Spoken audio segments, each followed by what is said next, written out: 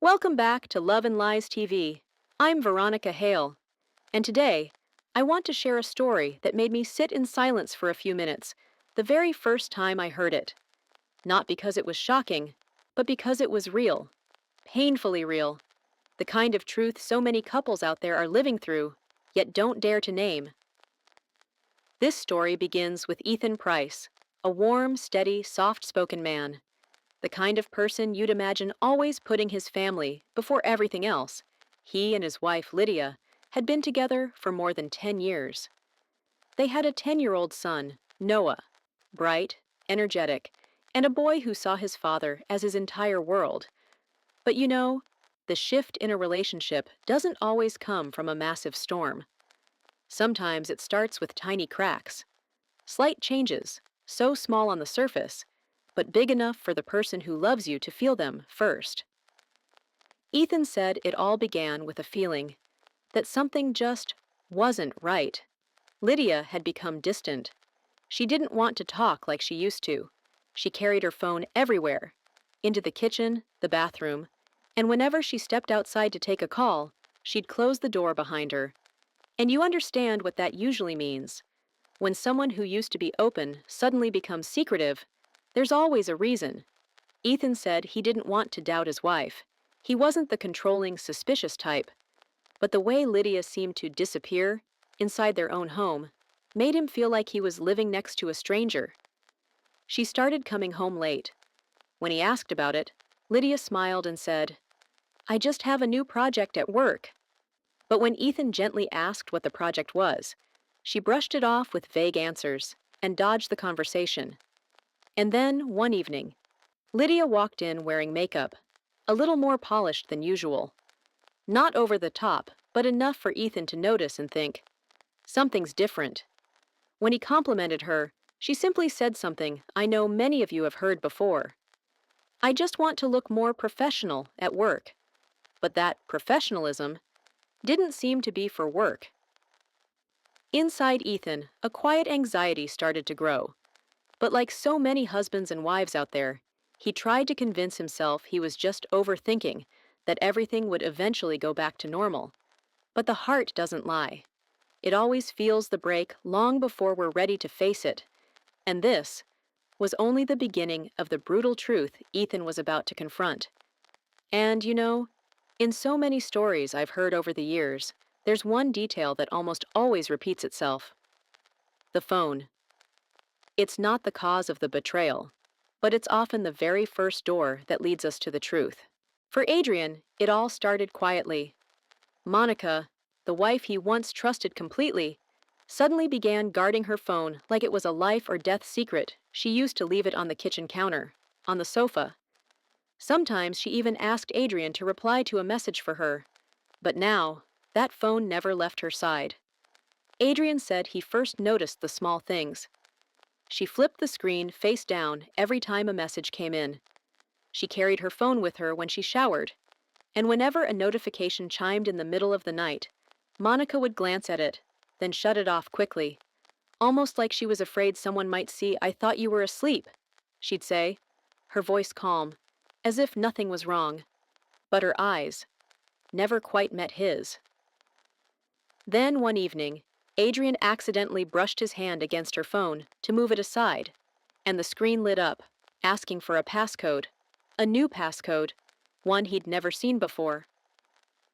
He froze for a moment, not because he wanted to invade her privacy, but because he understood something very simple. No one locks away something they aren't trying to hide. Sometimes the truth doesn't hit you like lightning.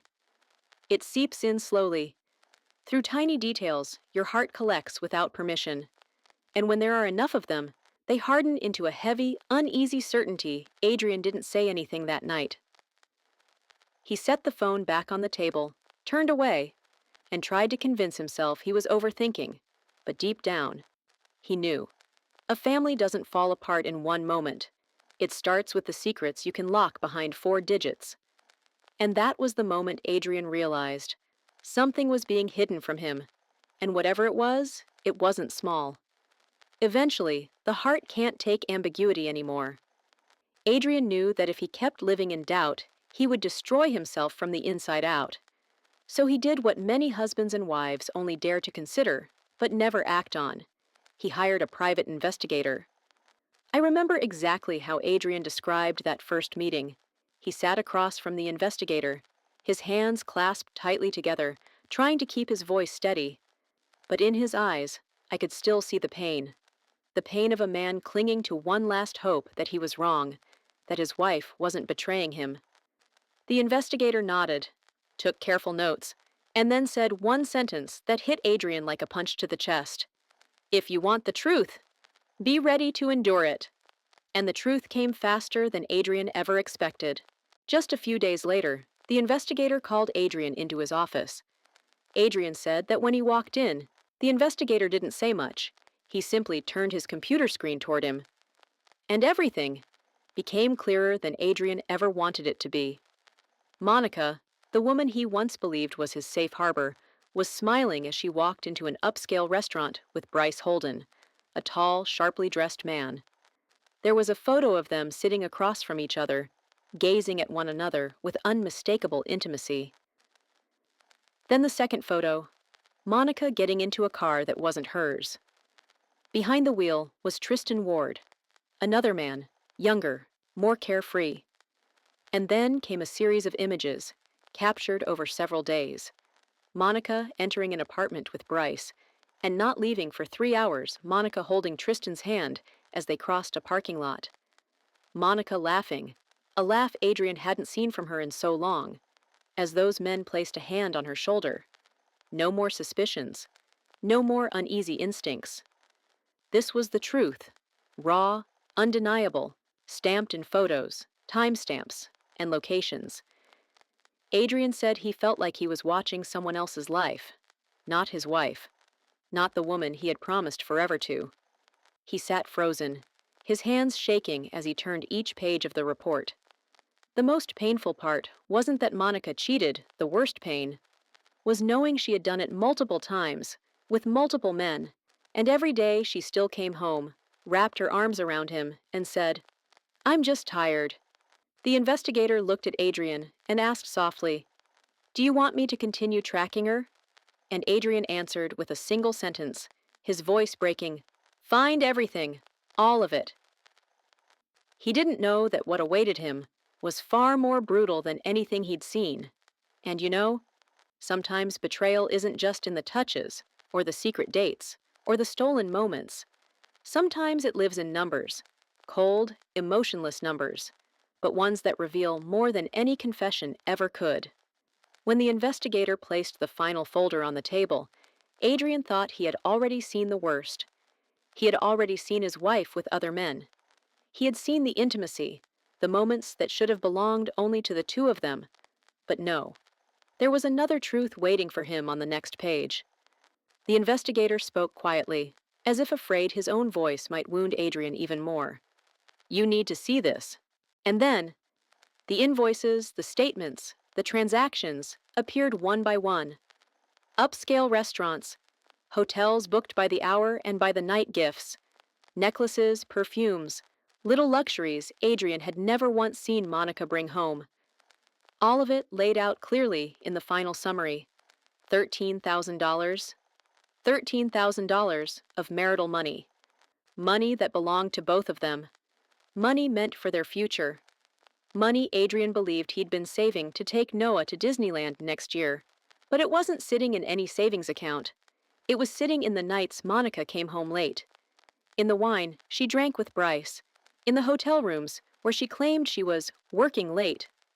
Adrian told me that was the moment he felt the deepest cut, not because of the amount, but because of what it represented. Because every transaction was another moment Monica chose to walk farther away from her family. Every receipt was a lie paid for with his own money. Every expense was proof that she hadn't just betrayed his heart. She had stolen the trust and sacrifice he'd poured into their life for years.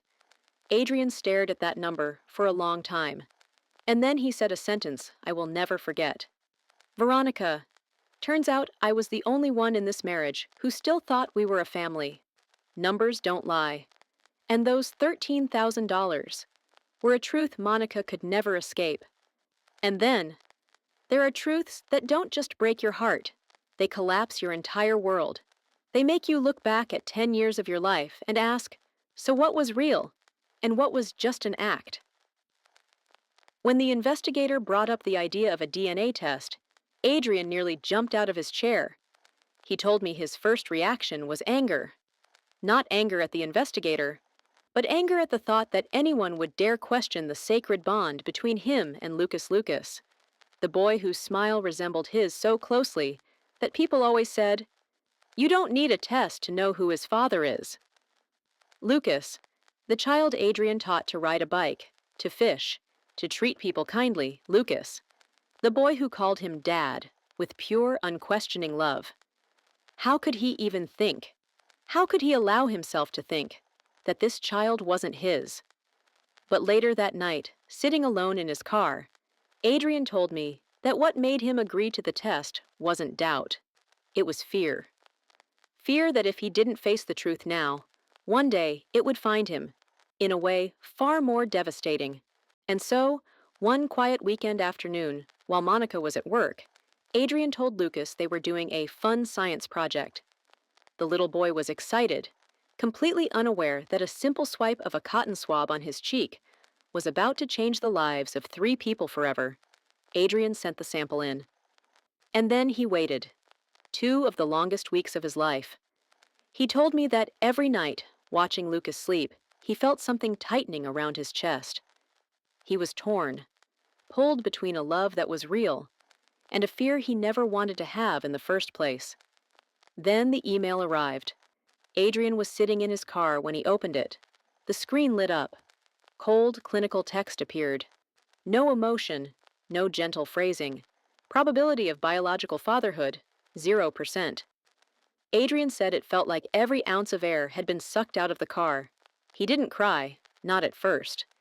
He just stared at the screen, his hands shaking so badly he couldn't press anything else.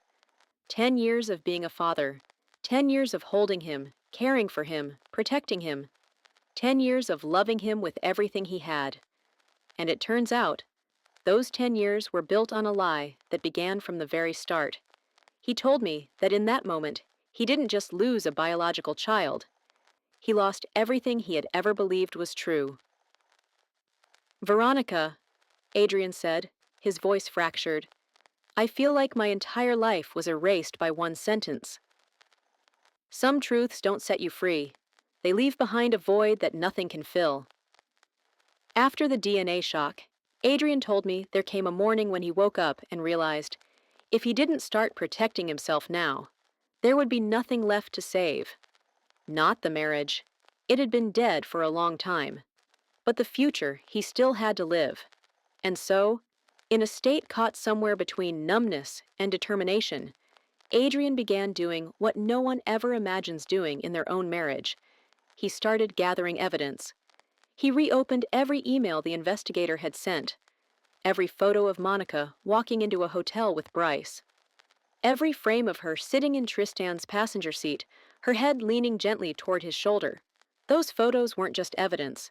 For Adrian, they were cuts, each one slicing deeper into a heart that was already exhausted. He printed everything out and placed the pages neatly into a folder. Then he logged into their joint bank account, the place where he once believed both of them were saving for their future.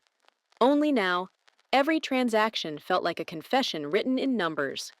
$240 at a restaurant, $389 at a hotel, $620 at a boutique for gifts. All expenses he never saw, never benefited from, never even knew existed. Adrian downloaded an entire year of statements, marking every charge tied to Monica's affairs, $13,000, laid out clearly through each cold, undeniable line of transaction history. Then came the messages, the call logs, the nights Monica told him, "You sleep first, I still have work to finish," while in reality, she was on the phone with Bryce for hours. Adrian gathered everything, every detail, every comma and period. Next, he took out Lucas's birth certificate, the document he had signed 10 years ago, with a heart full of joy. But now, looking at it felt like facing proof of a lie that began on day 1. And finally, the DNA results, the piece of paper that collapsed his entire world. Adrian brought it all to a lawyer, a man who had handled hundreds of divorces, hundreds of broken homes, hundreds of tragedies. Yet after reviewing the documents, the lawyer simply shook his head and said, "Adrian, this is one of the strongest cases I've ever seen. You have the truth, you have the evidence, and you have the law on your side." For the first time in months, Adrian felt like he wasn't completely alone. And that was the beginning of his journey to reclaim justice for 10 stolen years of his life. Then came the day Adrian both dreaded and waited for, court day.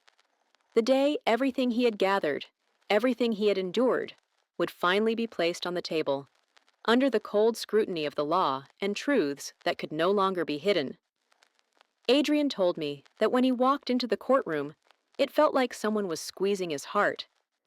Not because he wanted revenge against Monica, but because it was the first time they stood across from each other, not as husband and wife, but as two people on opposite sides of a battlefield. Monica sat across from him, beside her attorney, a man who flipped through the files with a confidence that felt rehearsed. And then, they began making their demands. They wanted full custody of Lucas. They wanted the court to acknowledge Monica as the primary caregiver, the mother who had raised the child for 10 years. They wanted Adrian to pay child support. Their argument? That despite the biological complication, Adrian was still the legal father on paper. And finally, they demanded a 50-50 split of all marital assets, as if this broken marriage were some unfortunate accident, as if no one had lied, manipulated, or betrayed for years. Adrian listened to each request, each argument. He told me, his heart felt both heavy and strangely amused. Not amused with joy, but because he couldn't believe someone had the nerve to walk into a courtroom and demand fairness, after they were the one who destroyed everything. And then Adrian's lawyer stood up. He didn't speak much, no theatrics, no drama. He simply placed each piece of evidence before the judge, slowly, firmly, undeniably. Photos of Monica walking into the hotel with Bryce, restaurant receipts from expensive dinners with Tristan, bank statements showing $13,000 spent on her secret affairs late-night messages. And finally, the DNA test. The courtroom froze. This wasn't a relationship that drifted. This wasn't two people growing apart. This was intentional deception. A decade-long fraud. Adrian looked over at Monica. For the first time, he saw her face go pale. The confidence gone, the excuses gone. Because the truth, at this point, had nowhere left to hide. And that was only the prelude to the judgment waiting ahead. After hours of arguments, folders opening, and painful realities laid bare under the courtroom's cold light, the judge quietly set down his pen. That silence, Adrian told me, was more terrifying than any loud accusation could ever be. The judge lifted his head and looked at Monica for a long moment, a kind of look no one ever wants to receive.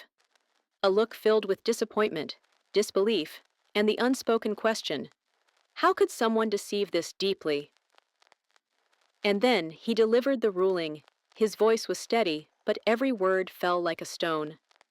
After reviewing the evidence, the court finds that Mrs. Monica Cole intentionally committed paternity fraud. The phrase paternity fraud echoed through the room, and Monica lowered her head. Adrian sat still, not triumphant, not relieved, just empty. The judge continued. Mr. Adrian Cole is not the biological father of Lucas Cole. And then came the sentence that finally released the pressure that had been crushing Adrian for months. Therefore, under the law, Mr. Cole has no obligation to pay child support. The last chain tying him to Monica, cut clean. Monica began to cry.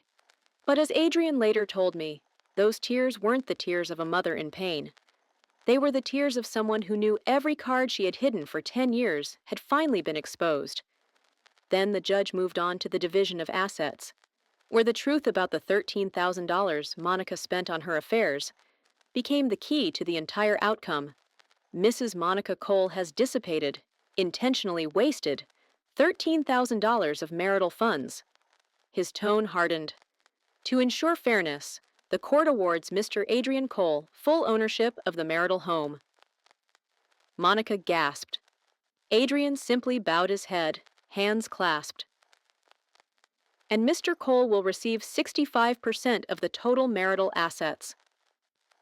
Mrs. Monica Cole will receive 35%.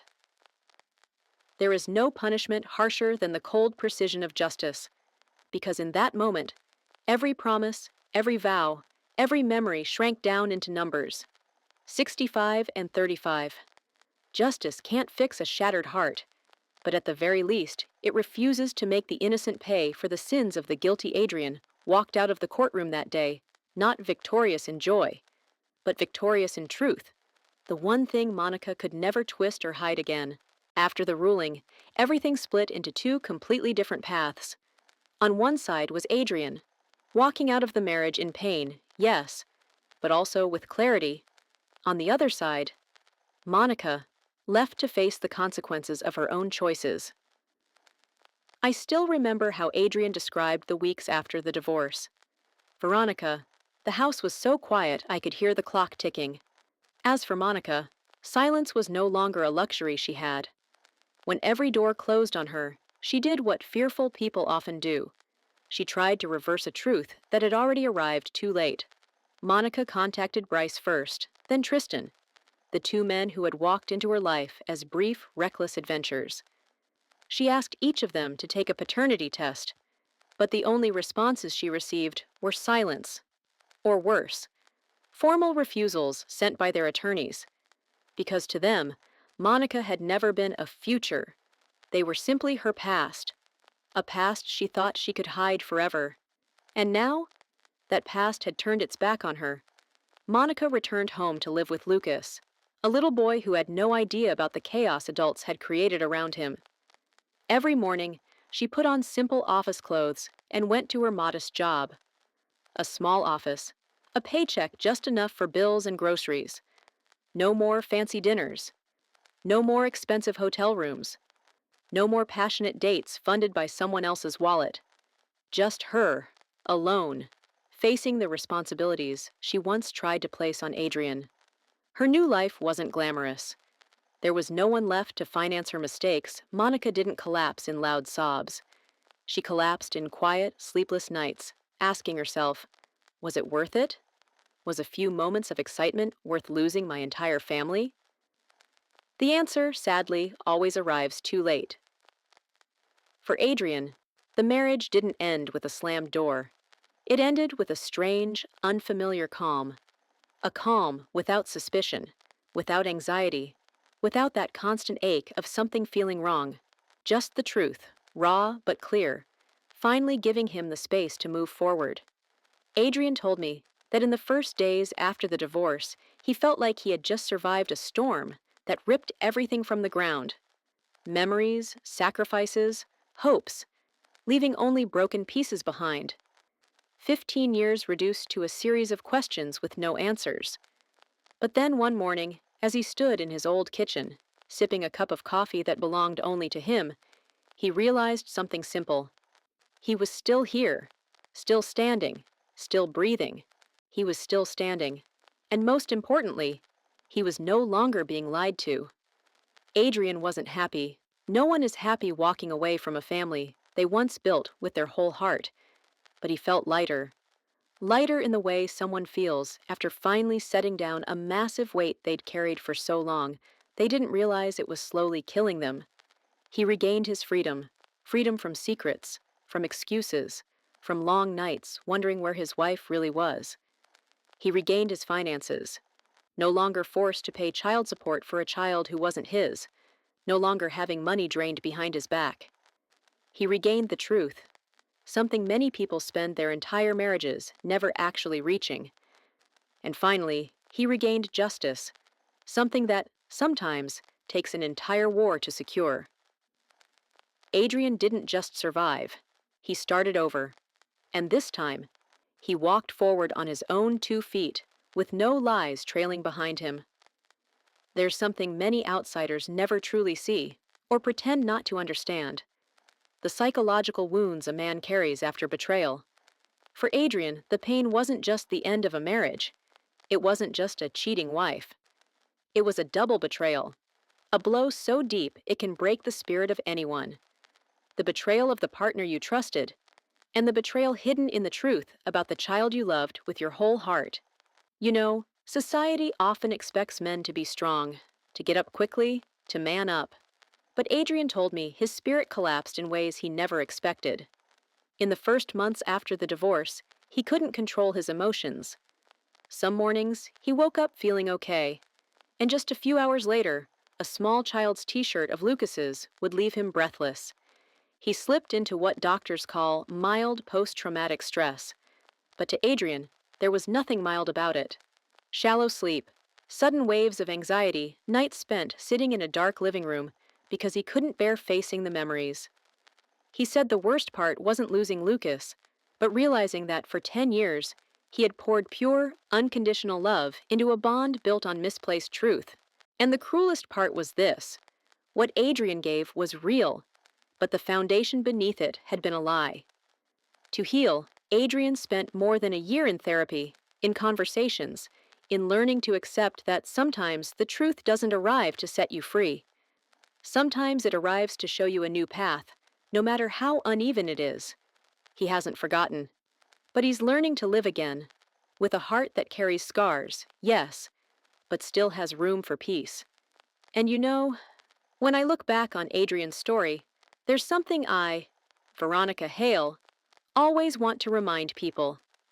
Not every marriage falls apart because the love ran out.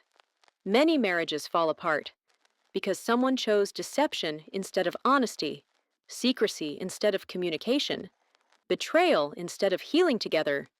Adrian didn't win through anger. He didn't lash out, didn't seek revenge, didn't explode the way people assume men will. He won because he stood on the side of the truth, because he had evidence, because he knew that in a marriage already rotting from within, emotions couldn't save him, but the law could protect him. And sometimes, justice doesn't come to soothe the pain. It comes to remind us that integrity still matters in this world. If you're watching this video and something in your heart feels heavy, maybe you've been through something similar, or maybe you're in a relationship that forces you to guess, to doubt, to fear.